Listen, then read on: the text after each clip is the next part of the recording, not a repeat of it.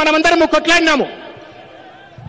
आपने सपना देखा था और आपके सपने में आपका पानी, आपका जो फंड है और रोजगार तेलंगाना को आगे बढ़ाने के लिए इस्तेमाल होना चाहिए था. కలకన్నాము తెలంగాణ రాష్ట్రం ఏర్పడితే మన నీళ్లు మనకు వస్తాయని, మన నిధులు మన కోసం ఖర్చు పెట్టబడతాయని, మన లక్షల మంది కోట్ల మంది యువకులకు ఉద్యోగాలు వస్తాయని మనం అందరము కూడా కలలు కన్నాము. मैं मानता हूं कि तेलंगाना ने जो सपना देखा था वो एक बहुत बड़ा सपना था. నేను బలంగా విశ్వసిస్తా ఉన్నాను, ఏ స్వప్నమైతే మనం పూర్తి కావాలని అనుకున్నామో అది మహత్తరమైనటువంటి ఒక స్వప్నం అని చెప్పని నేను మనస్ఫూర్తిగా నమ్ముతా ఉన్నాను. आपके दिल में आवाज थी, आप चाहते थे कि आपका प्रदेश बने तो उसकी पूरी की पूरी शक्ति उस प्रदेश के लोगों को, कमजोर लोगों को आगे बढ़ाने में लगे. మీ అందరికీ తెలంగాణ ఉద్యమ కాలంలో ఒక విశ్వాసం ఉండే, తెలంగాణ రాష్ట్రం ఏర్పడిన తర్వాత ఆ రాష్ట్రం అభివృద్ధి చెందితే ఆ అభివృద్ధి ఫలాలన్నీ కూడా మనందరికీ లభిస్తాయి, మీ అందరికీ లభిస్తాయి అని చెప్పని విశ్వసించినారు మీరు. मगर तेलंगाना बनने के बाद जो आपका सपना था वो सपना पूरा नहीं हुआ. కానీ దురదృష్టవశాత్తు తెలంగాణ రాష్ట్రం ఏర్పడిన తర్వాత ఏ కలల కోసం మనం కొట్లాడినామో, తెలంగాణ తెచ్చుకున్నామో ఆ కలలు ఇవాళ సాకారం కావట్లేదని బాధగా ఉంది. चुनाव के बाद तेलंगाना के एक नए चीफ मिनिस्टर बने. తెలంగాణ రాష్ట్ర ఎన్నికల తర్వాత ఒక కొత్త ముఖ్యమంత్రి తెలంగాణ రాష్ట్రాన్ని పరిపాలిస్తా ఉన్నాడు. और जो तेलंगाना के युवा लड़े थे, जो मरे थे, जो पीटे गए थे, उनकी लड़ाई के लिए चीफ मिनिस्टर ने उनसे वायदे किए थे. తెలంగాణ రాష్ట్రం కోసం అనేక మంది త్యాగాలు చేసినారు, బలిదానాలు చేసినారు, కొట్లాడినారు. వాళ్ళందరికీ ముఖ్యమంత్రి అనేక రకాలైన వాగ్దానాలు చేసినాడు. और आज मैं स्टेज से उन मार्टर्स को याद करता हूं जो तेलंगाना मूवमेंट में मारे गए, जिन्होंने अपनी जान दी. తెలంగాణ ఉద్యమకారులు ఎవరైతే ఆత్మ బలిదానం చేసుకున్నారో వాళ్ళందరికీ నేను శ్రద్ధాంజలి ఘటిస్తా ఉన్నాను. और जब चीफ मिनिस्टर तेलंगाना को वायदा करते हैं तो वो उन लोगों से वायदा करते हैं जिन्होंने तेलंगाना के लिए लड़ाई लड़ी, जिनके भाई माता पिता तेलंगाना के लिए मारे गए. తెలంగాణ ఉద్యమంలో అమరవీరులైనటువంటి వాళ్ళ జీవితాలను బాగు చేస్తా అని చెప్పని ముఖ్యమంత్రి ఎన్నికల సమయంలో వాగ్దానం చేసినాడు. चीफ मिनिस्टर ने कहा था कि 1 लाख सरकारी नौकरियां वेकेंट हैं. తెలంగాణ ముఖ్యమంత్రి ఎన్నికల సమయంలో 1,00,000 ఉద్యోగాలు ఖాళీ ఉన్నాయి, ప్రభుత్వ ఖాళీలు ఉన్నాయని చెప్పడం జరిగింది. उन्होंने कहा था कि तेलंगाना के युवाओं को वो रोजगार देंगे. తెలంగాణ యువకులందరికీ కూడా తెలంగాణ రాష్ట్రం ఏర్పడగానే ఒక జట్కాలో అందరికీ కూడా ఉద్యోగాలు ఇస్తారని కూడా వాగ్దానం చేయటమైంది. और आज तेलंगाना का हर युवा जानता है, गहराई से समझता है कि आपके चीफ मिनिस्टर ने 4 साल में 10,000 युवाओं को भी रोजगार नहीं दिया.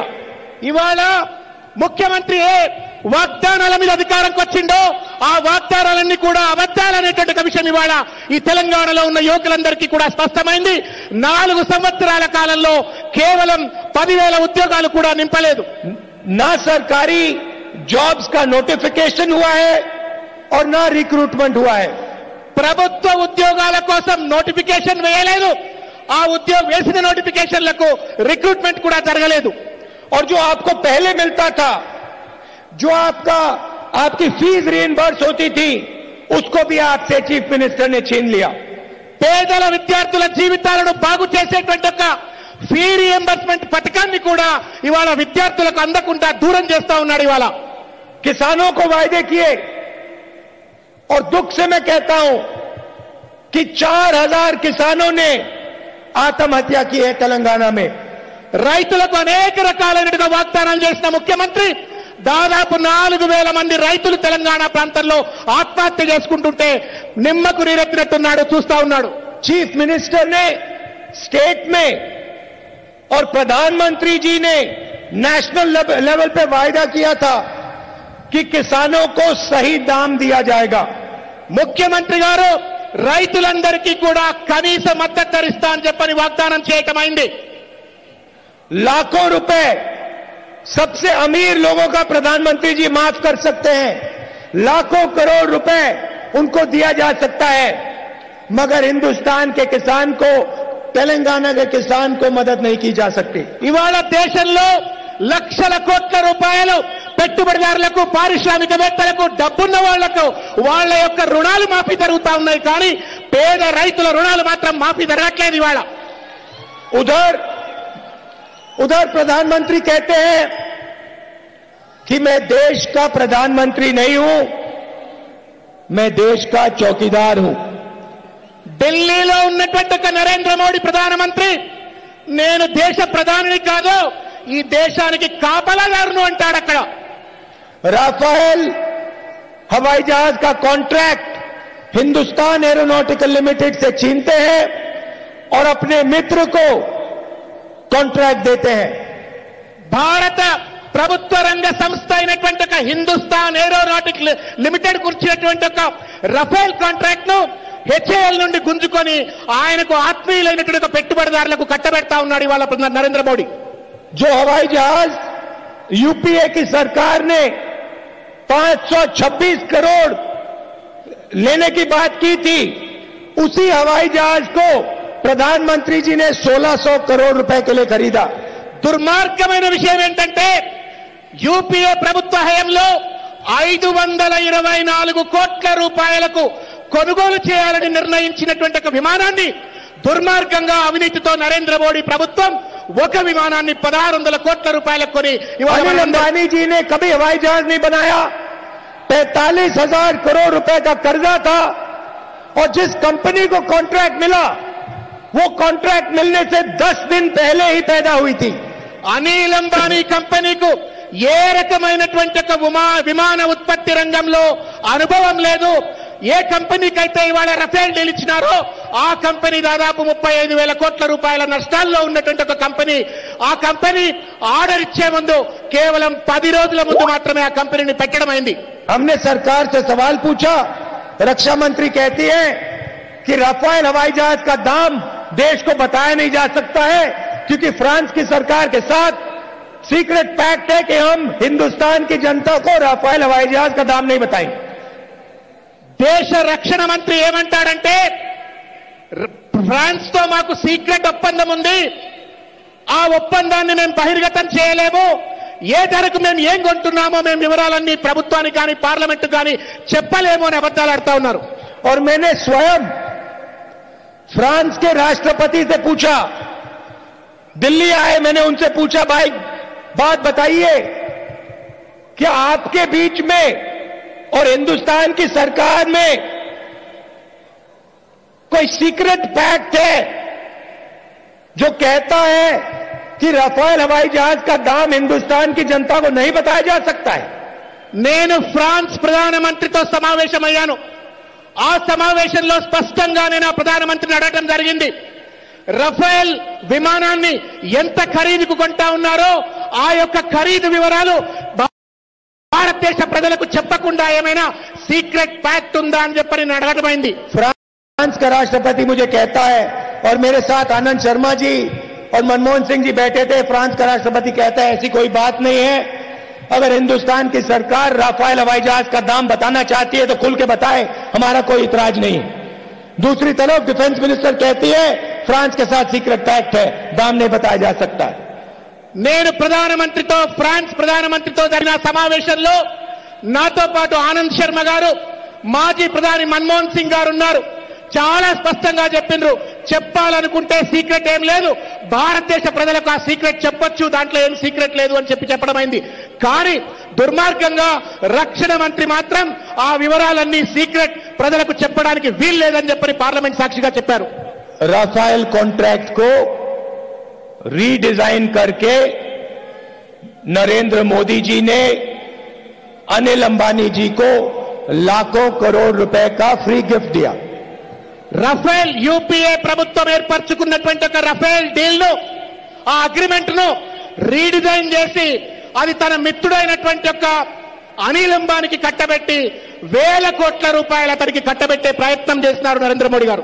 लाखों युवाओं से इंजीनियरिंग का रोजगार छीना। లక్షల మంది యువకులకు ఈ యొక్క రఫేల్ విమానాల ఉత్పత్తి ద్వారా వచ్చేటువంటి ఒక ఉపాధి అవకాశాలను గండికొట్టిండ్రు। मतलब पहले इसे भ्रष्टाचार कहते थे, पहले इसे करप्शन कहते थे, अब इसे रीडिजाइन कहते हैं। ఇంతకు ముందు ఇటువంటి అంశాలను అవినీతి అని మనం అంటుండే వాళ్ళము, ఇప్పుడు కొత్తగా రీడిజైన్ అని చెప్పని అంటా ఉన్నారు ఇవాళ। तेलंगाना में भी आपके चीफ मिनिस्टर रीडिजाइन के स्पेशलिस्ट हैं। తెలంగాణలో కూడా తెలంగాణ ముఖ్యమంత్రి కూడా రీడిజైన్ల పేరు మీద పైసలు దండుకుంటా ఉన్నాడు। जमीन छीनते हैं गरीब लोगों से, किसानों से। పేద రైతుల దగ్గర దుర్మార్గంగా భూములు లాక్కుంటా ఉన్నారు। अंबेडकर जी की याद में एक प्रोजेक्ट बनाया गया, उसका नाम बदला, उसको रीडिजाइन किया। మహానుభావుడు అంబేద్కర్ గారి పేరు మీద ప్రాణహిత చేవెళ్ల ప్రాజెక్ట్ నిర్మాణం చేపడితే ఆ ప్రాజెక్టు నిర్మాణాన్ని పక్కన పెట్టేసి, ఆ పేరును పక్కన పెట్టేసి దాన్ని కూడా రీడిజైన్ చేసే ప్రయత్నం చేస్తున్నాడు। 38,000 करोड़ रुपए का प्रोजेक्ट था, उसको नया नाम दिया कलेश्वरम। 25,000 కోట్ల రూపాయల ప్రాణహిత చేవెళ్ల ప్రాజెక్ట్ ఉంటే దాన్ని పక్కన పెట్టేసి ఆ ప్రాజెక్టుకే కాళేశ్వరం అని చెప్పని రీడిజైనింగ్ పేరు పెట్టాడు। जादू की छड़ी चलाई, మ్యాజిక్ వ్యాండ్ విప్పినాడు, और जादू से రీడిజైన్ रीडिजाइन प्रोजेक्ट हो गया। 38,000 करोड़ वाला 1 लाख करोड़ का हो गया। ఒక్కటేసారి రీడిజైనింగ్ వల్ల 38,000 కోట్ల రూపాయలు అనుకున్నటువంటిది అది మొత్తానికి మొత్తం 1,00,000 కోట్ల రూపాయలకు పెరిగిపోయింది। ना कोई टेंडरिंग, ना कोई ट्रांसपेरेंसी, सीधा का सीधा पैसा एक परिवार के जेब में। ఇవాళ ఈ ప్రాజెక్టుల పేరు మీద జరుగుతున్నటువంటి అవినీతిలో టెండర్లు లేవు, ఇష్టారాజ్యంగా ఒక కుటుంబానికి దోపిడీ రాజ్యంగా మారిపోయింది ఇవాళ। ये पहला रीडिजाइन था। अब मैं आपको 2 और रीडिजाइन बताता हूं। ఇవాళ మొట్టమొదటి రీడిజైనింగ్ పథకాన్ని గురించి మాట్లాడుతా ఉన్నాడు। इंदिरा सागर दुमुगुदम, దుమ్ముగూడెం इंदिरा सागर ఇందిరా సాగర్ దుమ్ముగూడెం ఖమ్మంలో और నిర్మించబడుతున్నటువంటి राजीव ప్రాజెక్టులు। सागर दुमुगुदम। ఇందిరా సాగర్ దుమ్ముగూడెం, రాజీవ్ సాగర్ దుమ్ముగూడెం, ఇందిరా సాగర్ దుమ్ముగూడెం 2,500 करोड़ रुपए के प्रोजेक्ट थे। 2,500 కోట్ల రూపాయల ప్రాజెక్టులు మాత్రమే। रीडिजाइन के बाद नया नाम दिया सीतारामा। రీడిజైన్ పేరుతో ఆ ప్రాజెక్టులకు సీతారామ అని పేరు పెట్టేసినాడు। जादू की छड़ी चलाई మాయ మాటలు చెప్పినాడు, గారడి మాటలు చెప్పినాడు। और 2,500 करोड़ रुपए का प्रोजेक्ट 12,000 करोड़ का प्रोजेक्ट बन गया। 2,500 కోట్ల రూపాయల ప్రాజెక్ట్ ఒకే 12,000 కోట్ల రూపాయల ప్రాజెక్టుగా మారిపోయింది। उधर दिल्ली में वो रीडिजाइन करते हैं, इधर ये रीडिजाइन करते हैं।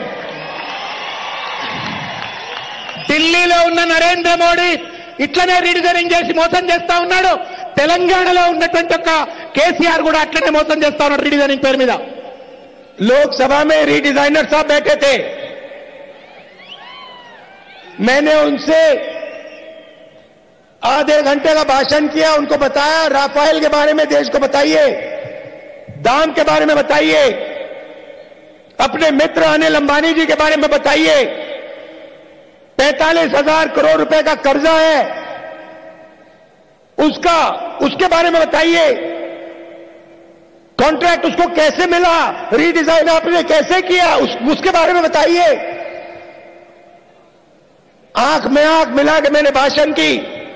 कभी रीडिजाइनर ऊपर देखे, कभी साइड में देखे, कभी नीचे देखे, कभी उधर देखे। रीडिजाइनर आंख में आंख नहीं मिला सकता, क्योंकि रीडिजाइन का मतलब भ्रष्टाचार, करप्शन, चोरी। రీడిజైన్ అంటేనే అవినీతి, దుర్మార్గమైనటువంటి ఒక దోపిడీ.